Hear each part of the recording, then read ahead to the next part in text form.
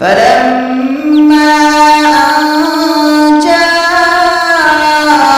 البشير ألقاه على وجهه فارتد بصيرا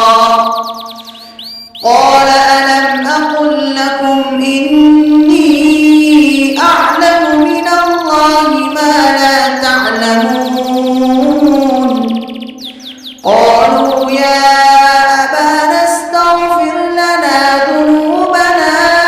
إنا كنا خاطئين قال سوف أستغفر لكم ربي إنه هو الغفور الرحيم فلما دخلوا على